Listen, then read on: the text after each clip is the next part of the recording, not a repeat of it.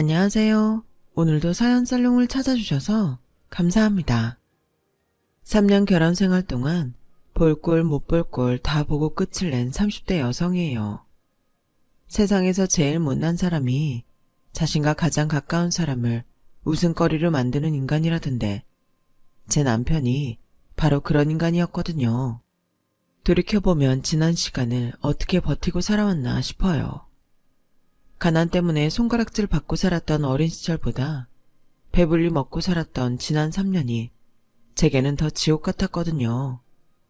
전 대학생 때까지 기초생활 수급자로 살았어요. 제가 대학교를 졸업하고 취직해 돈을 벌기 시작하고서야 겨우 그 생활을 벗어날 수 있었어요. 저희 부모님은 도배사였어요. 실력이 좋아서 어지간한 직장인들보다 수입이 더 좋으셨어요.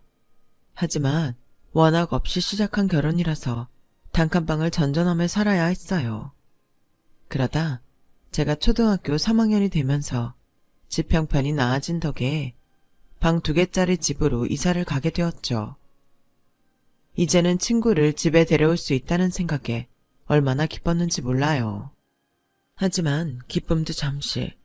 아빠가 뺑소니 사고를 당하는 바람에 다리를 심하게 다치셨고 수술비에 병원비까지 대느라 다시 단칸방 신세를 지게 되었어요. 사고 때문에 다리를 절게 된 아빠는 더 이상 도배일도 할 수 없었고 엄마 혼자 돈을 벌어야 했어요. 매사 긍정적이던 아빠는 사고 이후 많이 변하셨어요. 평소엔 자주 드시지 않던 술을 매일 끼고 살게 되었고 술에 취해 엄마한테 화풀이를 해댔죠. 좁은 단칸방에서 저녁만 되면 아빠가 엄마에게 모질게 대하는 모습을 보며 차라리 아빠가 사라졌으면 좋겠다는 생각까지 했어요. 그런데 제 바램과는 반대로 엄마가 사라졌지 뭐예요.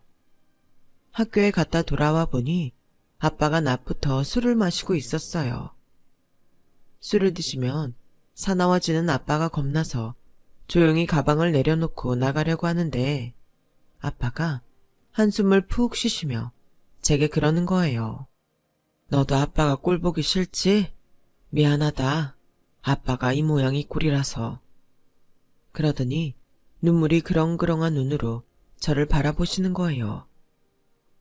네 엄마 집 나갔다. 그 말에 심장이 멎는 줄 알았어요.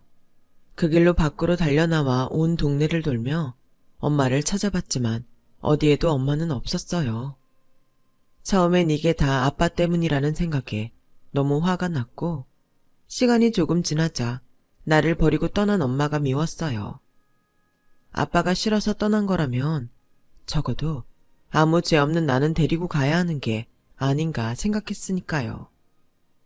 그래서 더는 엄마를 생각하며 울지 않기로 결심했어요. 엄마가 집을 나간 뒤 생활은 더욱 어려워졌고 동네 슈퍼에서도 더는 외상으로 라면을 사올 수 없는 지경에 이르렀어요. 집주인 아주머니의 월세 독촉도 심해졌고 그러다 결국 아빠와 함께 친할머니 집으로 가게 되었어요. 일일이 넘으셨던 친할머니 형편도 어렵기는 마찬가지였어요. 폐지를 주어 생활하셨는데 거기에 아들과 손녀딸까지 얹혀 살게 됐으니 생활이 말이 아니었죠. 동사무소에서 주는 쌀과 정부에서 매달 나오는 지원금으로 세 식구가 살기에는 너무 부족했지만 그래도 세 식구가 굶지 않고 살 수 있었어요. 거기다 제가 중학교에 들어가고 얼마 안 돼서 아빠가 취직을 하게 된 거예요. 콜라텍에서 입장료를 받는 일이었는데 저희 동네 반장 아저씨가 소개해준 곳이었어요. 출근 첫날 집에 돌아온 아빠는 모처럼 환하게 웃으시며 그러셨어요. 전에 있던 사람이 하도 금고에 손을 대서 잘렸다나 봐. 사장이 딴 건 필요 없고 돈에 손만 안 대면 앞으로도 쭉 써주겠대. 가영아, 이제 아빠가 돈도 버니까 넌 아무 걱정 말고 공부만 해. 내가 우리 딸 대학 꼭 보내줄 테니까. 그동안 노모한테 기대 살던 아빠는 이제야 가장 노릇을 하게 됐다며 무척 기뻐하셨어요. 아빠가 하루 종일 카운터를 지키고 받는 월급은 60만 원이었어요. 터무니없이 적은 금액이었죠. 아빠가 다리를 못 쓰니 잔심부름도 못 시킨다고 전에 있던 직원의 절반밖에는 못 주겠다고 했다나 봐요. 그런데도 아빠는 자신을 써주는 사장한테 고마워했어요. 비록 아빠의 월급은 적었지만 기초생활수급자라서 정부에서 나오는 보조금에 정부 혜택도 많아서 살림은 전보다 많이 나아졌어요. 동사무소 직원분의 도움으로 임대주택 신청을 할 수 있어서 얼마 뒤에는 서울시에 있는 임대아파트에도 들어가 살 수 있게 되었죠. 사는 걸로만 봐서는 분명히 전보다 많이 나아졌지만 제 학교 생활은 오히려 그 반대였어요. 담임선생님의 말실수 때문에 제가 기초생활 수급자라는 사실이 반에 알려진 탓이었죠. 몇몇 못된 아이들은 저를 기생수라고 불렀어요. 일본 만화 제목이기도 하고 기초생활 수급자의 줄임말이기도 했죠. 그중 저를 가장 많이 괴롭혔던 건 자은이라는 아이였어요. 야, 기생수, 나 대신 청소 좀 해라. 내가 좀 피곤하거든. 싫어. 청소 당번은 너잖아. 그리고 내가 왜 너 대신 청소를 해? 얘 정말 웃기네. 이유를 말해줘. 니네 식구들이 먹고 사는 돈 다 나라에서 나오는 거잖아. 그거 우리 부모님이 내는 세금이야. 기생충처럼 열심히 일하는 국민들 세금 빨아먹고 살면 최소한의 양심은 있어야 할 거 아냐. 좋은 말 할 때 청소해라. 싫어. 내가 받은 지원금은 나중에 내가 세금으로 갚을 거야. 그러니까 말도 안 되는 소리 그만하고 네 할 일은 네가 해. 그 일로 저는 자은이랑 머리채를 잡고 싸움을 벌였고 자초지종을 들은 담임이 자은이를 혼내자 그날부터 자은이 패거리들까지 합세해 저를 괴롭히기 시작했어요. 그 괴롭힘은 제가 중학교를 졸업할 때까지 이어졌어요. 하지만 집에 와서는 그 일에 대해 말을 할 수가 없었어요. 할머니랑 아빠한테 말을 해봤자 두 분 가슴만 아프게 할 뿐이니까요. 졸업할 때까지만 참자. 이를 악물고 버틴 끝에 저는 무사히 중학교를 졸업하게 됐고 자은이와 다른 고등학교에 배정되면서 더는 괴롭힘을 당하지 않게 되었어요. 중2 때 임대아파트로 들어오면서 전에 살던 동네와 멀어진 탓에 새로 배정받은 고등학교에는 저희 집 형편을 아는 아이들은 없었어요. 게다가 좋은 담임선생님들을 만난 덕에 제가 기초생활 수급자라는 사실도 비밀에 붙일 수 있게 되었죠. 아빠의 바람대로 대학에 들어갈 꿈을 품고 있던 저는 성적이 꽤 좋았어요. 하지만 혼자 힘으로 공부하는 데는 한계가 있었죠. 다행히 고1 때 담임선생님이 이런 제 사정을 아시고는 3년 내내 제게 교사용 자습서와 문제집을 주셨어요. 교사용 문제집에는 본문에 파란색으로 설명이 적혀 있고 문제에도 답이 적혀 있는데 본문은 설명을 보고 공부하고 문제에 적힌 답은 검은 볼펜으로 지워가며 공부했어요. 수능 준비는 EBS 교육방송을 보면서 공부를 했고요. 돈 한 푼 들이지 않았지만 하자고 들면 못할 것도 없더라고요. 그렇게 독학으로 대입 준비를 한 저는 명문대에 합격하게 되었죠.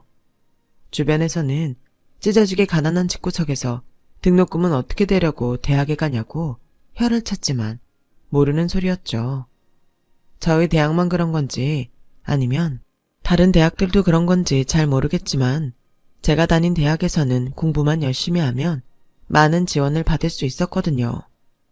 학비 장학금에 점심 식사비 지원, 생활비 장학금, 영어회화 무료 수강권, 식권과 교재비 지원까지 됐으니까요. 여기에 아르바이트로 과외도 하면서 돈을 버니까 학교에 들어가는 돈보다 벌어가는 돈이 더 많았어요. 그렇게 4년 내내 열심히 공부한 끝에 저는 남들이 부러워하는 대기업에 합격할 수 있었어요. 그리고 얼마 뒤 기초생활 수급자에서 벗어날 수 있었죠. 입사 초기를 제외하고 어느 정도 회사에 적응이 되고부터는 주말에 중고생 과외도 하고 번역 알바도 하면서 돈을 벌었어요. 남들은 그렇게 쉬는 날도 없이 어떻게 사냐고 혀를 내둘렀지만 당시 제게는 꿈이 있었기 때문에 힘들다는 생각은 한 번도 한 적이 없었어요. 언제 결혼을 하게 될지 모르지만 그 전까지 무슨 수를 써서라도 집을 장만하겠다고 생각했거든요. 기초생활수급자에서 벗어나며 임대아파트를 나오면서 나중에 아빠 혼자 살게 될 때가 걱정됐거든요. 지금이야 제가 돈을 버니까 대출 받아서 전셋집도 구할 수 있었지만 제가 곁에 없을 땐 철마다 보증금 걱정 때문에 아빠가 힘들게 될 것 같았거든요. 그래서 살 집이라도 안정적으로 만들어드리자 했던 거예요. 제가 대학생 때 할머니도 돌아가셔서 아빠 혼자 사실 텐데 평수 작은 집 정도는 제 힘으로 마련해 드릴 수 있겠다는 자신도 있었어요.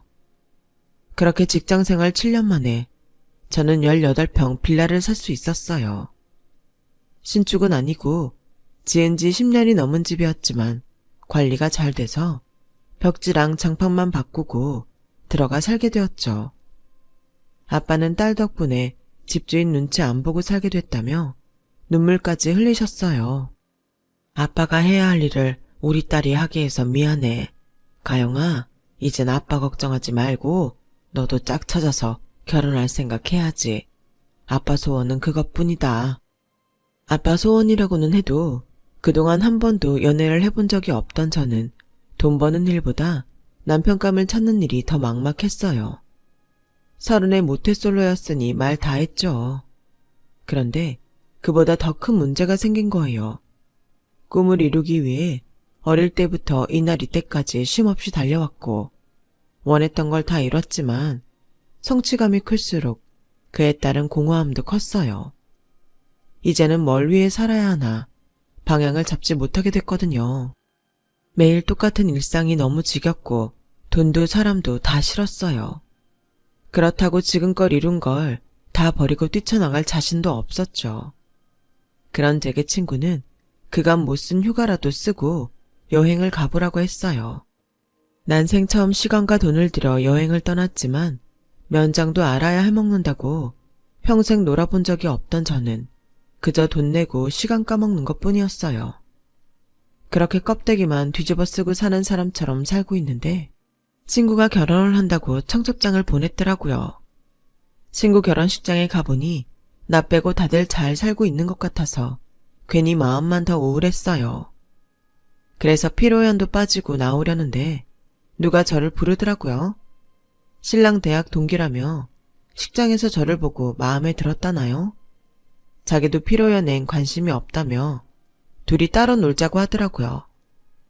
큰 기대 없이 시간이나 때울 생각으로 그러자고 했죠.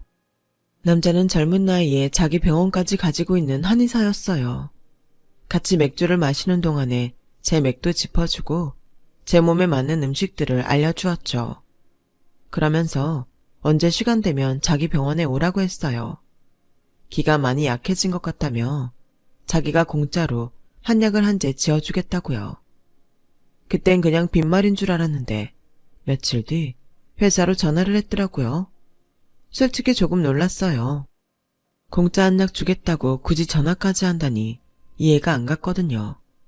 그래서 간 김에 아빠 보약이나 한 재 지어와야겠다 싶어서 갔어요. 가보니 목도 좋고 병원도 좋더라고요. 그런데 간호사들이 저를 보는 눈빛이 좀 야릇하더라고요. 나중에 알고 보니 간호사들은 제가 원장 애인인 줄 알았던 모양이었어요. 마치 원장 사모님처럼 깍듯한 대접을 받고 거기다 한약도 한 재 공짜로 얻어서 집으로 돌아오는데 기분이 꽤 좋더라고요.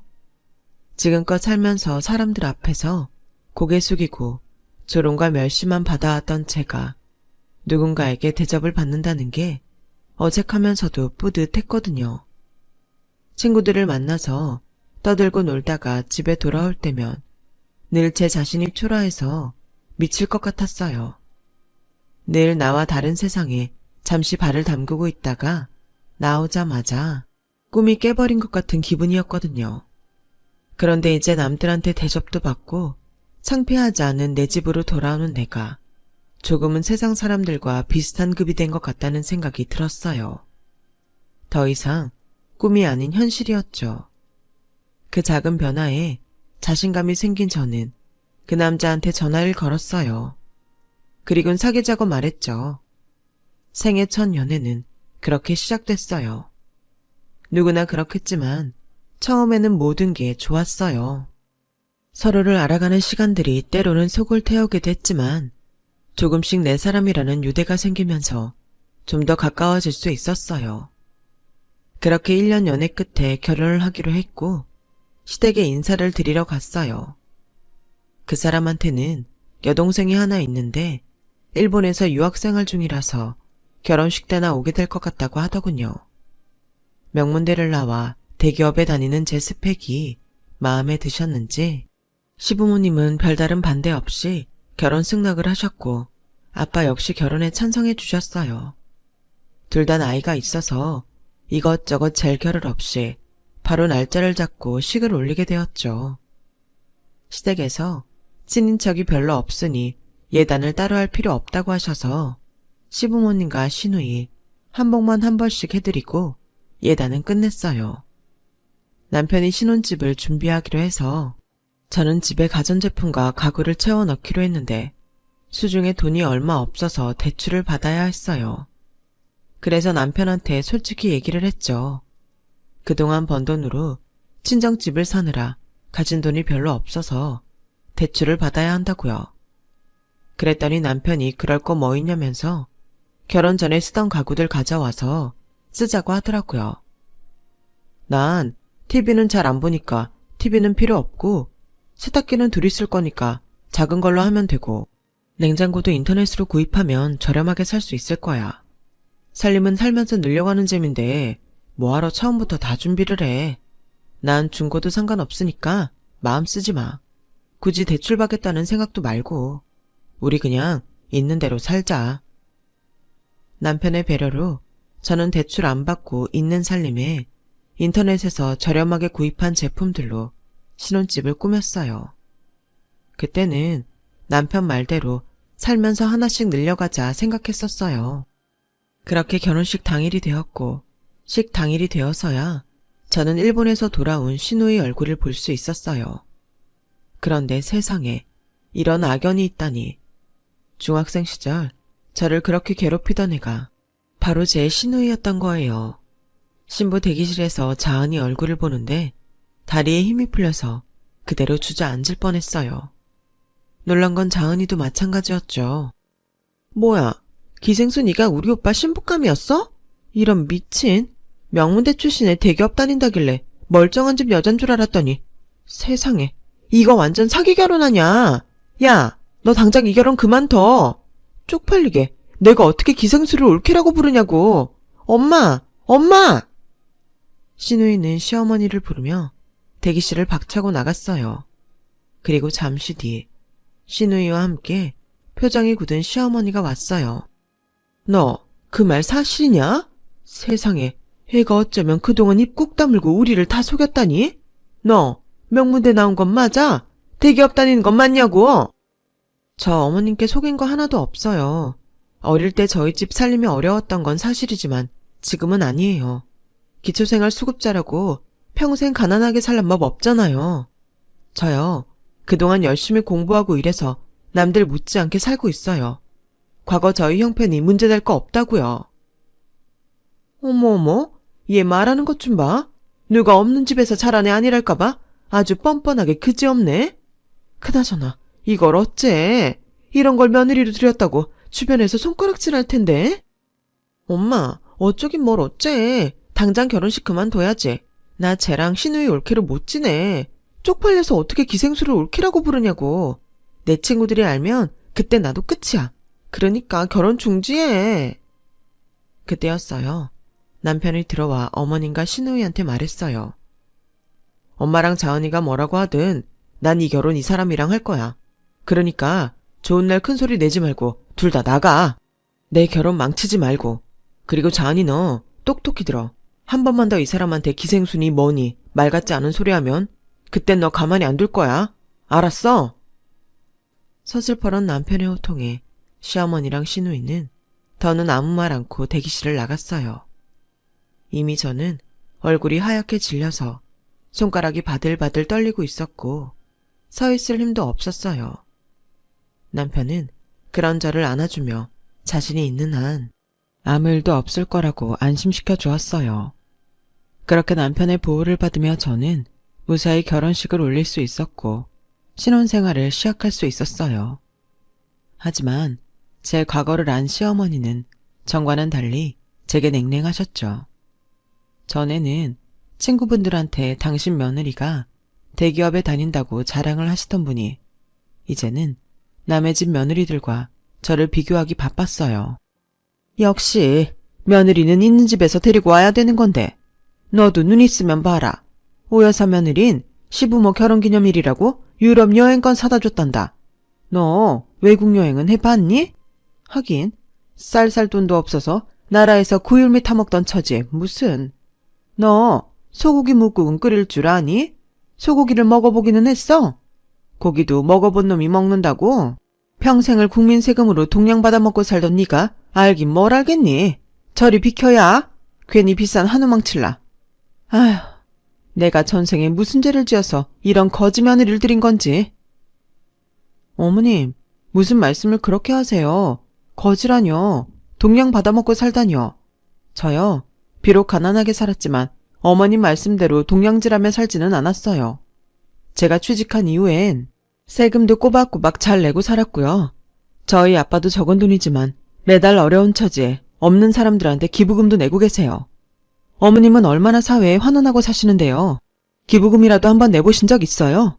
없죠. 어려운 사람들 도와주지는 못할 망정 어떻게 사는 형편 가지고 이렇게 차별을 하세요? 어머님이라고 평생 어려움 없이 사실 것 같아요? 사람 일 모르는 거라고요.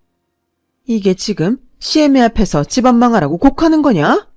어디서 거지 같은 게 들어와서는 사람 속을 뒤집어놔. 너 앞으로 우리 집에 발도 들이지 말아라. 네 꼴도 보기 싫으니까. 너무 화가 나서 나도 모르게 어머님께 대들고 말았어요. 하지만 후회는 안 해요. 적어도 시어머니 같은 사람한테는 그동안 제가 살아온 인생을 부정받을 이유는 없었으니까요. 그런데 시댁과의 사이가 소원해지자 남편과의 사이에도 조금씩 틈이 생기기 시작했어요. 여보, 카드 명세서에 찍힌 항공권 당신이 쓴 거 맞아? 지난달 엄마 생신 때 자은이 있는 일본으로 가족여행 갔다 왔잖아. 그때 결제한 항공권이야. 그런 일이 있었으면 말은 해줘야지. 한두 푼도 아니고 고작 일본 가는데 항공권이 300만 원이 넘는 게 말이 돼? 도대체 몇 명이나 간 건데? 엄마랑 나랑 아빠 3사람. 당신이 해외여행을 못 해봐서 그런데 원래 비즈니스 타면 그 정도는 나와. 아니, 기껏해야 1시간 반 가는데 무슨 비즈니스석을 타? 우리가 지금 이런 데 돈 쓸 형편 아닌 거 당신도 잘 알잖아. 지난달에도 병원 적자였어. 매달 내 월급으로 병원에 꼬라박는 거 당신도 잘 알잖아. 야, 너 지금 꼴랑 몇백 가지고 사람 우습게 보는 거냐? 네 월급 병원만 정상화되면 한 번에 다 갚아줄 테니까 너무 생색내지 마. 없이 산 거 티나니까. 남편의 그 말에 가슴에 총을 맞은 것처럼 얼얼했어요. 딴 사람도 아닌 남편이 어떻게 제게 그런 말을 해요? 없이 산 티가 난다뇨. 아무리 화가 나도 그렇지 할 말이 있고 안 할 말이 있는 거잖아요. 그 일이 있고 일주일쯤 지나 남편은 제게 돈 봉투를 던져주더라고요. 자, 이제 너한테 빌린 돈 없는 거다. 당신 이 돈 어디서 났어? 그건 네가 알 거 없어. 네 돈만 챙겨주면 되는 거 아니야? 앞으로 너한테 손 안 벌릴 테니까 걱정 붙들어 매고 살아. 먹긴 놈이 섞는다고 남편이 딱 그 짝이었어요. 그런데 그건 시작에 불과했어요. 하루는 친구한테 전화가 왔더라고요. 가영아, 어디야? 나 지금 우리 그이 부부 동반 모임 왔다가 네 남편 만났는데 넌 안 와? 글쎄, 남편 대학 동문 모임이 있었는데 저한테는 말도 안 했더라고요. 여보, 모임 있는 거 왜 나한테 말 안 했어? 부부 동반 모임이라며. 돈 문제로 껄끄러운데 거기 가자는 말을 어떻게 해? 그래도 다른 사람들이 괜히 우리 사이를 이상하게 생각하잖아. 앞으로는 그냥 말해줘. 됐어. 그럴 필요 없어. 그런 모임에 나가봤자 당신 시간만 뺏길 뿐이잖아. 괜히 그럴 거 없어. 말로는 제가 불편해할까봐 그랬다고 하는데 실상은 제 친정이 창피해서 일부러 그러는 것 같았어요. 그뿐 아니에요. 집안에 경조사가 있을 때에도 저는 쏙 빼고 다녔어요. 그렇다고 남편한테 바로 따질 수도 없었어요. 그랬다간 저 스스로 더 창피하기만 할 테니까요. 그런데 더는 참을 수 없는 일이 벌어지고 만 거예요.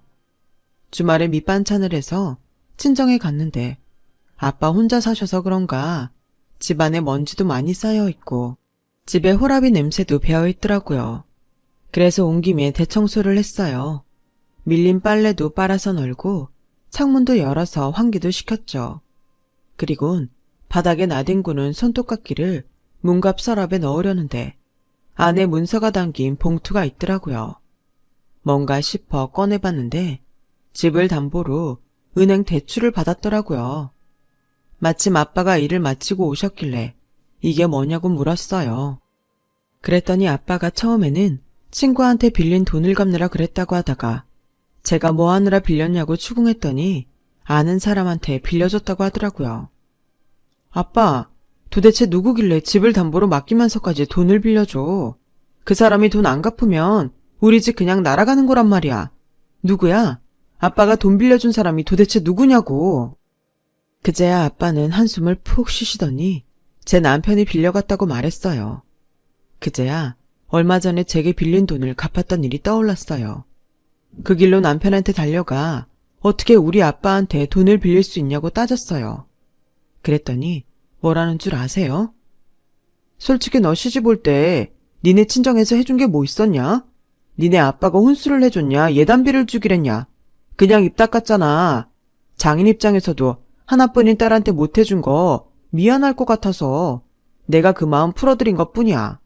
그리고 내 병원이 잘 되면 나만 좋은 일이냐? 너한테도 좋잖아. 그러니까 이딴 일로 사람 귀찮게 하지 말고 그냥 살던 대로 살자. 뻔뻔해도 정도가 있지. 아주 얼굴에 철판을 깔고 있더라고요. 누구 맘대로 난 우리 아빠한테 10원 한 장 받을 이유 없으니까 대출받은 돈은 당장 갚아. 당신 말대로 병원은 우리 일이지 내 아빠 일 아니니까. 그래? 그럼 이참에 대기업 다니는 와이프 찬스 좀 쓰자. 은행 대출 좀 받아주라. 내 신용점수로는 대출이 안 된대. 대출만 받아주면 내가 장인한테 빌린 돈도 다 갚고 다시는 니네 집에 손 안 벌릴게. 제발 대출 좀 받아줘. 여보, 내가 보기엔 당신 병원에 돈 밀어넣는 거 쓸데없는 짓이야. 그러지 말고 병원 접고 페이닥터로 나가. 병원은 나중에 천천히 차려도 되는 거잖아. 응? 이게 아주 사람을 우습게 하네. 병원장 하던 내가 어떻게 남 밑에 들어가서 월급쟁이 생활을 해. 난 싫어. 사채를 쓰더라도 난 내 병원 절대 안 그만둬. 그러니까 너도 대출 받아줄 거 아니면 내 앞에서 괜한 소리 집어치우라고. 원장 타이틀에 목을 맨 남편은 제 말을 들으려 하지 않았어요. 그리고는 결국 사채에 손을 대고 말았고 빌린 돈은 이자에 이자를 달고 몇 달 사이 억대로 불어나 버렸어요. 결국 사채업자들이 제 회사까지 찾아와 돈 갚으라고 소동을 피웠고 그 일로 저는 남편과 한바탕 했어요. 상황이 이 지경까지 됐는데도 남편은 정신을 못 차리고 저한테 대출받아서 사채 빚을 갚아달란 소리만 하더군요. 더는 말이 안 통하는 상황이었어요. 이럴 거면 우리 그냥 여기서 끝내자. 나도 당신도 타협점이 안 보이잖아. 병원 접고 사채 갚던지 아니면 이혼 서류에 도장 찍어. 너 정말 이렇게까지 해야겠냐? 남들은 남편한테 병원도 차려준다는데 넌 있는 병원도 접게 하는 게 말이 돼? 이혼? 그래, 좋다 하자. 대신 너 이혼할 때 위자료 내놔. 그동안 너 때문에 우리 집 식구들이 받은 마음의 상처 돈으로 갚으라고. 그게 무슨 개풀 뜯어먹는 소리야? 상처는 누가 줬다고 그래? 니네 가족들 때문에 상처받은 건 오히려 나라고. 그동안 내 월급으로 너랑 니네 식구들끼리만 가족 행사다 뭐다. 심지어 해외여행까지 갔던 거 기억 안 나? 결혼하고 지금까지 네가 병원에서 벌어온 돈이 한 푼이라도 있었니? 말로만 원장님네 큰 소리치고 살았지. 실질적으로 넌 나한테 기생해서 산 거밖에 없어.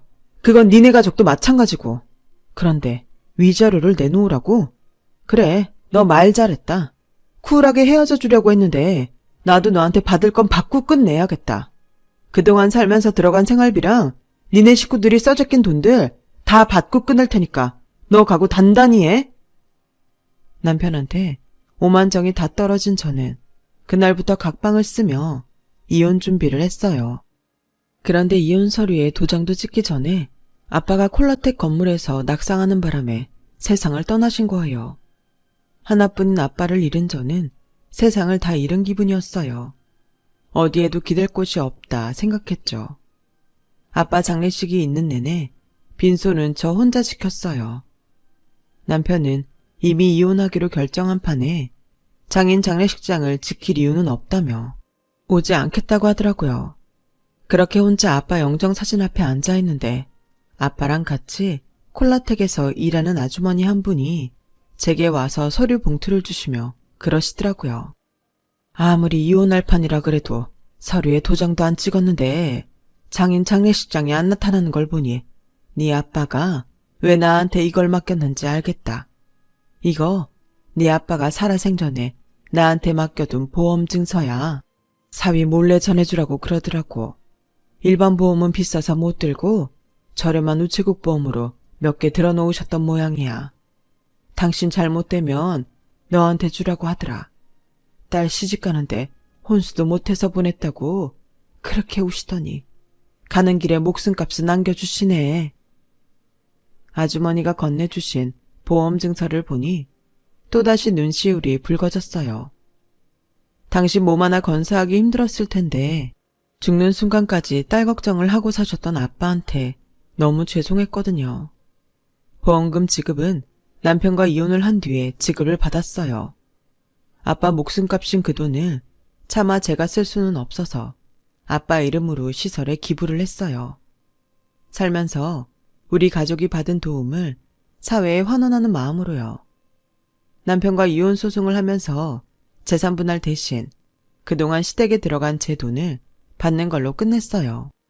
어차피 남편 앞으로 사채빚도 많아서 재산 분할을 할 것도 없었거든요.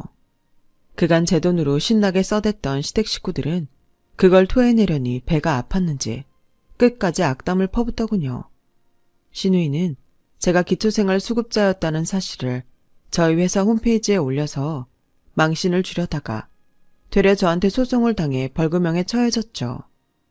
끝까지 막장 드라마 한 편을 찍고서야 저는 남편과 연을 끊을 수 있었어요.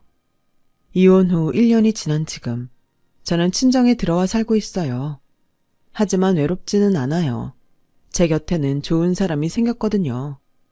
똥차 가고 벤츠 온다고 이혼 소송을 하면서 제게 도움을 주었던 변호사랑 결혼을 전제로 만나고 있거든요. 그 사람도 한번 결혼에 실패한 전적이 있는 사람이라 서로 신중하게 만나고 있는 중이에요. 친구를 통해 들어보니 전 남편은 끝내 사채로 빌린 돈을 갚지 못해서 병원도 넘어가고 도망자 신세로 살고 있다고 하더군요. 그놈의 원장 타이틀이 뭐라고 스스로 자기 인생을 망친 셈이죠. 학창시절 저를 괴롭혔던 신우이는 결혼을 앞두고 예비시댁에 학교폭력 사실이 알려져서 파혼을 당했다더군요. 이런 걸 보면 악하게 사는 사람은 결국 벌을 받게 되는 것 같아요. 지금 이 순간에도 생활이 어려워서 고통받는 친구들이 있다면 끝까지 포기하지 말고 꿈을 이루기 위해 노력하라는 말을 해주고 싶어요. 내가 나를 포기하지 않는 이상 언젠가 꿈은 이루어질 테니까요. 지금까지 제 사연을 들어주셔서 감사합니다. 건강 조심하시고 복 받으세요. 여러분, 사연 댓글에 응원과 현명한 조언 부탁드려요. 좋아요와 구독은 저에게 큰 힘이 됩니다. 오늘도 좋은 일 가득하세요.